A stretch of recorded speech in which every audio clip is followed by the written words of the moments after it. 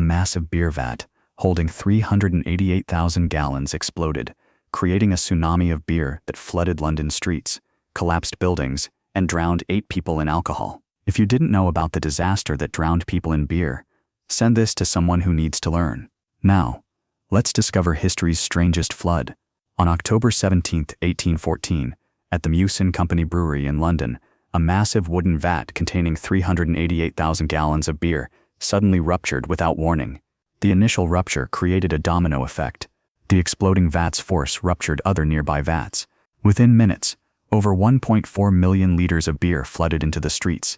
A 15-foot wave of beer crashed through the brewery wall and flooded the surrounding slum neighborhood of St. Giles. The poor district was densely packed with basement dwellings. The beer wave moved with devastating force. It knocked down 2 houses completely. Several buildings collapsed under the weight and pressure of the liquid. 8 people drowned in beer. Most were women and children living in basement rooms. The beer flooded basements so quickly they had no chance to escape. Bodies were found floating in alcohol. One victim was a young girl having a tea party with friends when the beer burst through the wall. A mother and daughter drowned together in their basement home. Dozens more were injured by collapsing buildings and debris carried by the beer wave.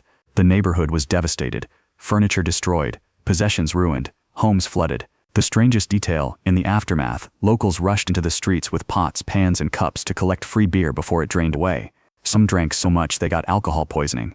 The brewery owners were taken to court, but the judge ruled it was an act of God. No one was held responsible. The company received no punishment for the deaths.